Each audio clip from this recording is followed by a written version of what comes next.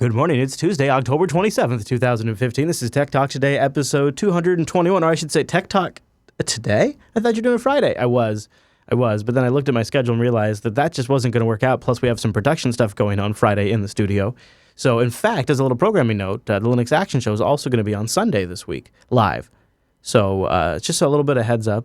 I don't know, maybe I'll just mention it now while I'm thinking about it. And so, since I realized that was going to happen, this is really the only other day in the calendar that worked. So I thought, let's sit down and do another show. And thankfully, the news cycle agreed with us. We have some big stories to get into. Some that start right here in the U.S. and some that go over the pond, and some that are also updates from stories over the pond. And of course, there's also some major drone story developing today. So it's really interesting stuff. So let's bring in the Mumble Room. Time-appropriate greetings, Mumble Room. Yo. Time-appropriate greetings. Hello. Okay, so let's start here in the U.S. because this one is hot and going to get a lot of attention, I hope, soon. I haven't seen a lot of mainstream attention, but I'm hoping we get a lot more.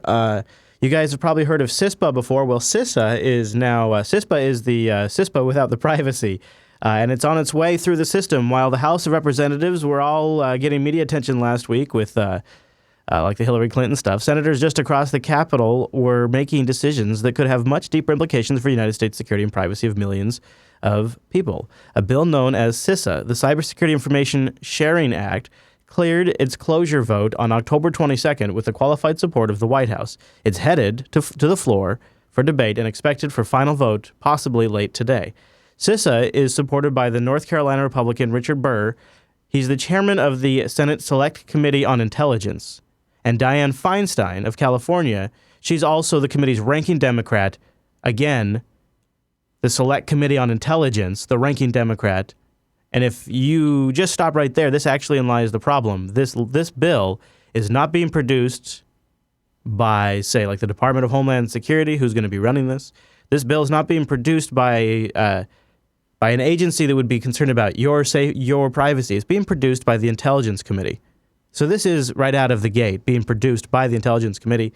Coming from the Intelligence Committee, it is a intelligence surveillance bill. Ron Wyden said as much too. In fact, this is coming out of the Senate Intelligence Committee, not the Commerce or Homeland Security Committees. El Dorado, who runs the tech policy program at George Mason University. Also, just a few bits of details about why CISA is a concern. CISA advocates say that U.S. privacy protections are currently the problems. So here's the argument, and then we're going to get into why CISA is an issue. They say CISA advocates say that U.S. privacy protection laws right now are inhibiting corporations from sharing crucial data that could help other businesses or the federal government catch hackers before they do harm. But as Richard Burr has admitted in recent days, Richard Burr, who is you noted him down here, he is a former intelligence official, I believe, but he says CISA won't do that. Basically, they looked at the numbers and they say that there is, and I think the quotes, many U.S. large companies already practice this kind of broad data collection and cybersecurity information sharing, as CISA prescribes, but to little or no effect. A CISA-style program rarely allows them to prevent attacks, as the bill promises. In fact, the Department of Homeland Security already has a cyber threat alert system compelled by the Department of Computer Emergency Readiness Team. It monitors public and private network threats and provides daily updates to anyone who subscribes to it. None of the CISA proponents have explained how the DHS program is so deficient in its mission that yet another system needs to be created. Now, a former CIA analyst, Patrick Eddington, for Just Security, a national security forum based at the Center of Human Rights and Global Justice, said that this is, in other words, they've tried the CISA experiment because we already have something in the DHS, and it doesn't really work. Eddington says the CISA does not address the real kind of vulnerabilities that have led to high-profile attacks in government network configs. He notes that nearly of the 68,000 information security incidents they analyzed last year, none of them were traced back to a lack of information sharing. So, yeah, there's no real compelling reason why we need information sharing, why we need this government and corporate information sharing. What CISA would do, according to Eddington and other critics, is enhance U.S. intelligence agencies' opportunity to spy on U.S. citizens. The proposed law puts the DHS in charge of these new data collection powers, but also gives the Homeland Security Department and here's the really big crux of it. Here's the really big problem why people say it could be an intelligence bill.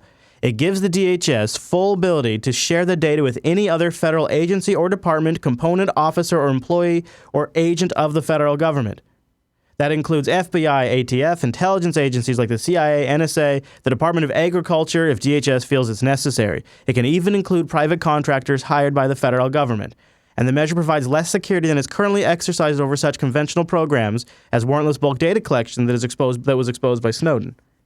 CISA would, according to Wheeler, create a vast new amount of spying that could include any Americans with no court oversight and few protections, along with reasons to share data, malicious reconnaissance, if they believe malicious reconnaissance is happening, like malware that records passwords or tries to get into your system. That can be a warrant to share information. Computer code and security vulnerabilities is another quote-unquote reason. CISA allows sharing of information about an actual or potential consequence of threat. Potential consequence of threat is a reason to share information with the federal government and any other data deemed applicable to cyber threats unless exchange is prohibited under existing law. Now, we're going to get into a little bit more. We're going to go deeper down the rabbit hole in a second.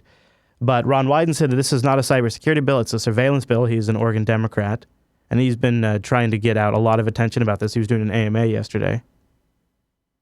Now, the Chamber of Commerce is loving this. The Chamber of Commerce is recommending that companies back CISA because, and this is a quote from them, limited liability and disclosure because CISA gives them immunity for sharing data.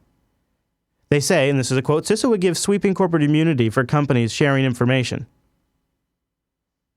It's like, I mean, to me, it's unbelievable. But hold on, we're going to go even further down. A former senior intelligence official admits that the point of CISA is surveillance. Marcy Wheeler has uncovered another little tidbit she was blogging, buried in a CNN article about CISA, in which the reporter speaks to a former senior U.S. intelligence official. He says, it would give our spy agencies greater visibility. She asks him, would it? And he says, definitely. That's the point, the official says. He says, look at where it's coming from. And then if you want to dig into what corporation appears to be backing it, now this is coming from Fight for the Future. This is a quote. They say, new information has surfaced about Facebook's position on CISA. Sources on the Hill tell us that Facebook lobbyists are welcoming CISA behind closed doors, even though Facebook has been lauded as opposing the bill after the CISA went up. You guys remember that? There was other bills like this that have been attempted. This bill would give companies like Facebook legal immunity for violating privacy laws as long as they share information with the government. It's supposed to be for cybersecurity, but in reality, companies would be encouraged to share information beyond cyber threat data information that could be used for prosecuting all kinds of activities. So some people have looked into the money. And it is, in fact, there is a lobbyist being paid by Facebook that is working with this intelligence committee on cybersecurity issues, quote unquote, and it's fairly generic at that. But it does look like it could be possibly Facebook behind some of this. So they set up a petition at youbetrayedus.org/Facebook. They say Facebook may be the secret force behind the surveillance bill, CISA, which I think is probably not true. I think it's probably the intelligence agencies, but they may be the corporate sponsor behind it because it would be a big deal for them. So CISA is basically, if it makes it out, Obama said he's going to sign it. And what the key thing that you need to worry about, in my opinion, is that it allows for immunizing companies for sharing information with the federal government for some really loose reasons. So just like we did with the telcos, that now they have indemnification, and it enables the DHS to share it with pretty much anybody, even contractors in the federal government. And there's a lot of employees of the federal government. And they are claiming, I think the crux of the argument is they're claiming that it is to increase cybersecurity and to stop cyber hackers before they do harm. But yet the independent research groups that looked at previous attacks said that a lack of information sharing was not the problem. Which, come on, that makes sense. So this isn't really going to do anything to actually prevent the problem. So I don't really actually see what the upside is. And I don't know, it doesn't seem to be getting a lot of attention. I mean, there's more and more people talking about it. We've been talking about it for 2 weeks now. And it just doesn't seem to be going anywhere. Mumble Room, any thoughts? Yes, this is just a New World Order thing. Well, okay. Except for it's a U.S.-only thing. You could maybe make that argument about the TPP, but I think, CISA it's a bad example. It's going to set a bad example. And it's the first step to the New World Order that even all the Democrats and everything have been talking about. Even George W. Bush talked about the New World Order. Bill Gates has officially stated that he wants a New World Order. All this other bullcrap, it's upon us. Well, pulling the strings, then at the same time, the New World Order, probably George W. Bush from his wheelchair, says the European Parliament rejects amendments protecting net neutrality. This kind of sucks. The EU has rejected amendments that would firmly protect the concept of net neutrality in Europe, they say. This is from The Verge. The European Parliament voted in favor of new regulations which proponents say establish an internet without discrimination. But advocates for net neutrality say the laws contain a number of loopholes which would lead to the creation of a tiered internet service. The legislation also includes an end to roaming charges in Europe, although some critics say those laws are also less robust than they appear. The new legislation allows the creation of internet fast lanes for specialized services and lets ISPs offer so-called zero-rating products, i.e. apps and services that don't count toward monthly data allowances, without restrictions. Critics of the legislation say the latter loophole would allow big internet companies to favor certain commercial deals, i.e. you have the zero rating T-Mobile does with Spotify and Apple Music and Google Music, so it's free to stream from Spotify, but if you go stream from Jupiter Broadcasting, you're paying for that. There's almost a built-in disadvantage there. Or if you have a big, couple of three big companies that deliver products and services, they get the fast lane, the other people don't. Now, I'm not really closely related to the material here, so I don't know if anybody in the Mumble Room, Popey, or anybody in the Mumble Room has any thoughts on this or any local flavor they could add to the story. I think that's a negative. Well, I just have one thing to say about it. The internet is under attack. Say it on the lay. What's that? I have one thing to say about it, but I'm not saying it on the air because it's... I think it does show you that there is a general trend towards locking down the internet. I think that's kind of the point there. All right, well, so moving to the next story, sort of interesting. Now, looking at the intelligence agency from the outside, ex-CIA chief cybersecurity startup is drawing major funding. You might remember him, and he just got $32.5 million in his new company, IronNet. Yes, that's true. That's right. Yay! So the former head of the National Security Agency has attracted funding for a cybersecurity startup from a prominent venture capital firm, highlighting the continuing ties between Silicon Valley and Washington, despite the recent tensions. Now, it's Keith Alexander there. He was the guy that was heading up the NSA when the Snowden leaks came out. Kleiner Perkins and Bayers is among the investors, providing up to $32.5 million money into IronNet Cybersecurity Inc., which aims to help companies fight computer hackers with software. That's literally what they say. The transition from the NSA to the cybersecurity industry has become fairly common in the age of data breaches blamed on foreign hackers. Mr. Alexander's three most recent predecessors went on to work at Washington-area consulting and investing firms. On its website, IronNet uses a mix of tech and military language, promising real-time visibility and situational awareness across an information environment. So there you go. And he says, we want them to know how far we've come, in reference to his potential competitors like FireEye and CrowdStrike, which are pretty well known, and also Raytheon. So the former head of the NSA is now getting money to run that up. Isn't that interesting? Isn't that interesting how that works? Now, let's follow up on the TalkTalk hack story we covered on Friday. Now, I'm getting several different links that come into the subreddit that say slightly different things, but it looks like that police have arrested a 15-year-old teenager in Northern Ireland over that TalkTalk hack. A Scotland Yard spokesman said an arrest has been made in connection with the investigation into alleged data theft from the TalkTalk website. At the address, a 15-year-old boy was arrested on suspicion of Computer Misuse Act offenses. Now, a TalkTalk spokesperson said, TalkTalk can confirm that we have been informed by the police of the arrest of a suspect in connection with a cyber attack on our website. Now, remember, this cyber attack was a SQL injection on the website? And then they just didn't have any data policies or any data security. In fact, they didn't need it. They didn't need it. No, the CEO of TalkTalk says, we didn't need it. We're not legally required to encrypt leaked data. Our data wasn't encrypted, nor are you legally required to encrypt it. We have complied with all of our legal obligations in terms of storing of financial information. That's the CEO of TalkTalk. She appears to be correct, too. The UK's Data Protection Act doesn't stipulate the data must be encrypted. Instead, it merely says that appropriate technical and organizational measures shall be taken against unauthorized or unlawful processing of personal data and against accidental loss or destruction or damage to personal data. In other words, they took reasonable means, but it was a cyber attack. It was a cyber attack by a 15-year-old who did a SQL injection on your website. Now, your architecture, how you protected that data, no, that doesn't matter. Or the fact that you had that low-hanging fruit, that doesn't matter. This TalkTalk company is I think they need to go in the TechSnap Hall of Shame. I should try to remember this. Somebody needs to submit them as a Hall of Shame submission, please. techsnap.reddit.com. Because that's just all kinds of ridiculous. That is unbelievable. All right, moving on. Get ready for this one. Wal-Mart is seeking permission to seek drones for home delivery, pickup, and other interesting tasks. Wal-Mart, on Monday, applied to U.S. regulators permission to test drones for home delivery, curbside pickup, and checking warehouse inventories, a sign that it plans to go head-to-head with Amazon. The world's largest retailer by revenue has, for several months, been conducting indoor tests of small unmanned aircraft systems. Now, we call them drones, and is seeking for the first time to test the machines outdoors.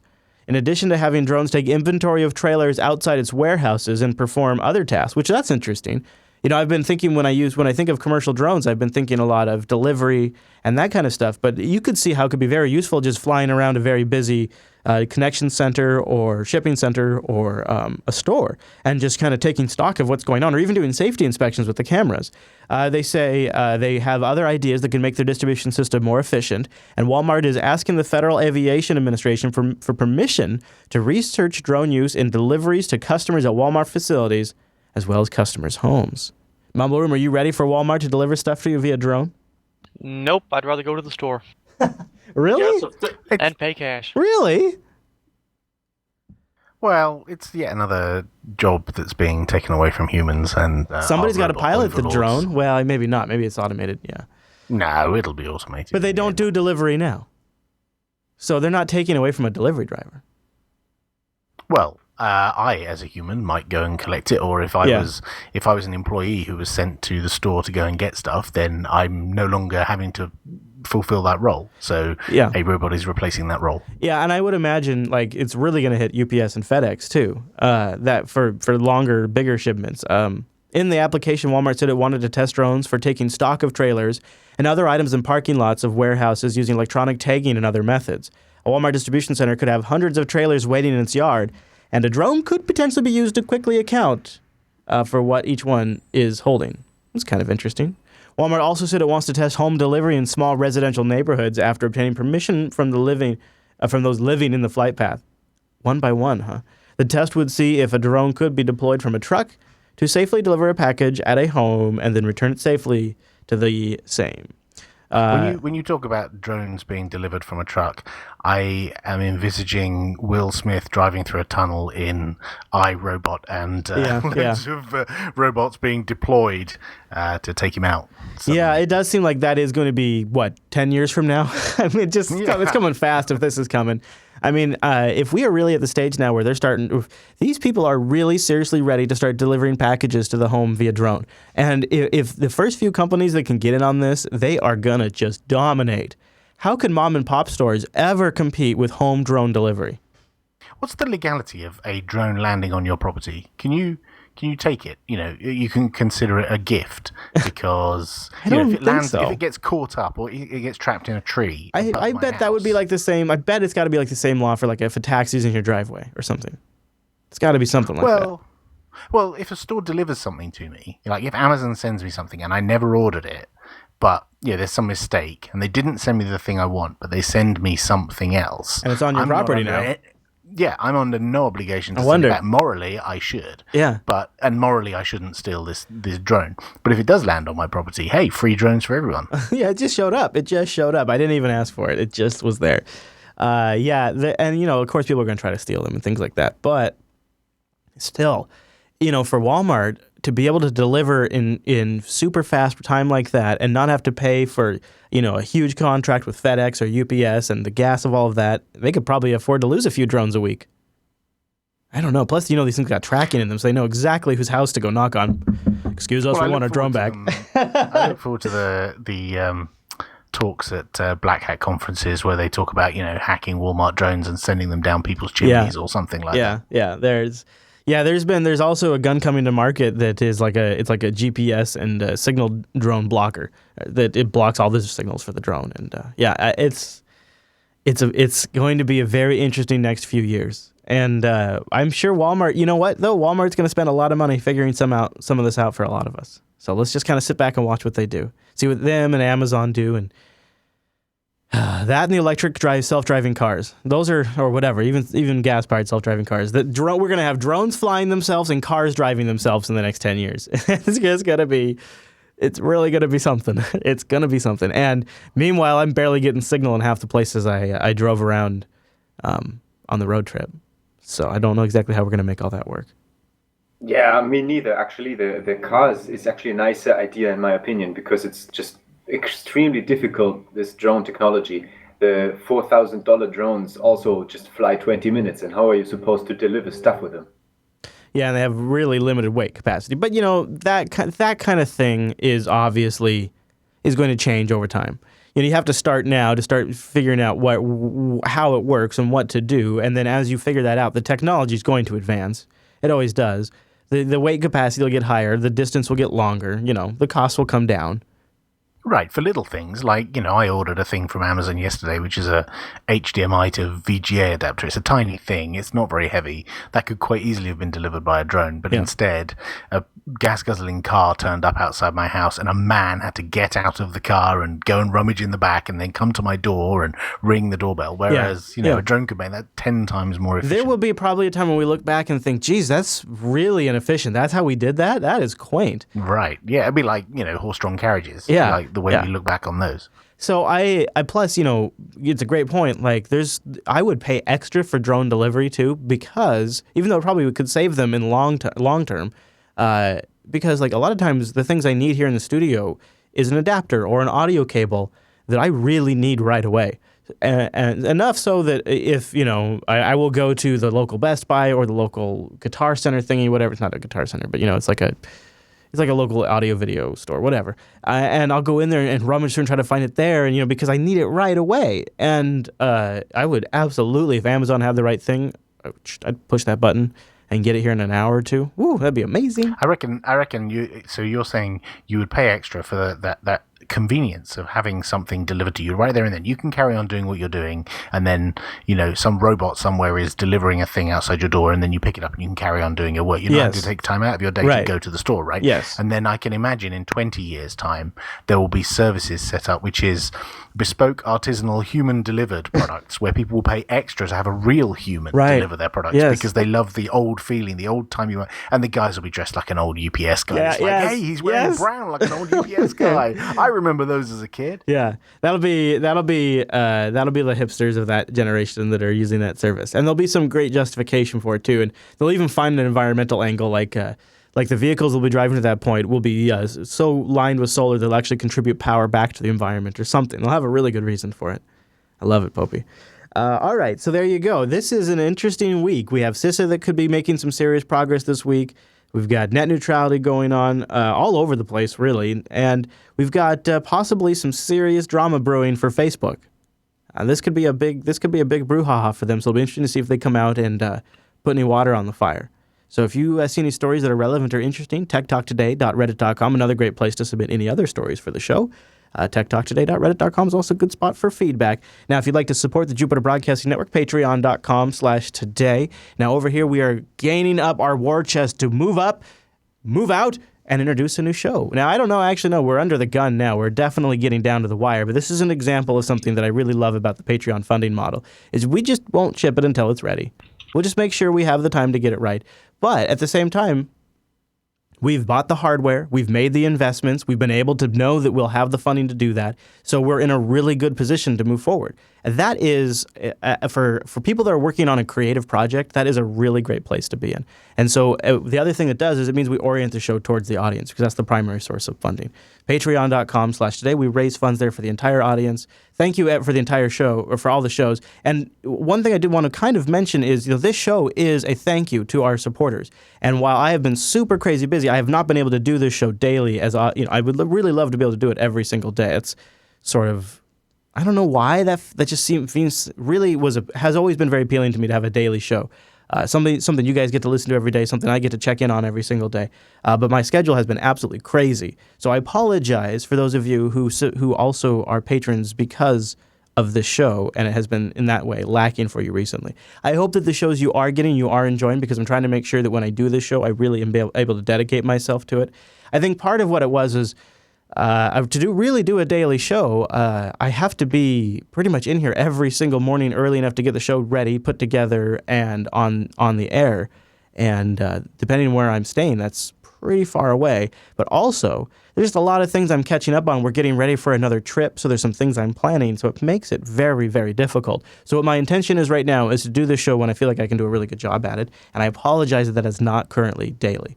You can call it Tech Talk Tuesday this week, which still TTT still works. Oh, geez, I like that. I like that a lot. So we might call it TTT for this week, just for Tech Talk Tuesday, because like I mentioned at the top of the show, the Friday schedule is all booked up. Last will be on Sunday, and we're gonna have a double tech snap on Thursday to cover for when I'm gonna be in Colorado. So, and I'll tell you more about that soon. I'll be in Colorado soon. That's why we're kind of crazy busy. And so, if you want to watch TechSnap, join us at 11 a.m. Pacific over at jblive.tv. Go to jupiterbroadcasting.com/calendar for all of these changes to be laid out. I hope you followed all that. I know it's a lot of stuff. Patreon.com/today.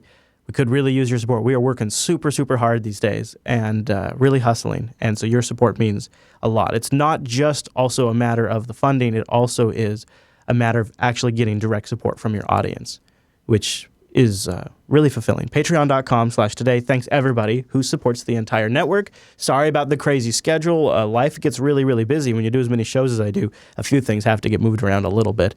It's just kind of the nature of the beast. So we are wrapping up today with a video game intro. I wanted to play a couple of these because we did some TV intros, and then I realized, shoot, we have missed video games for a while.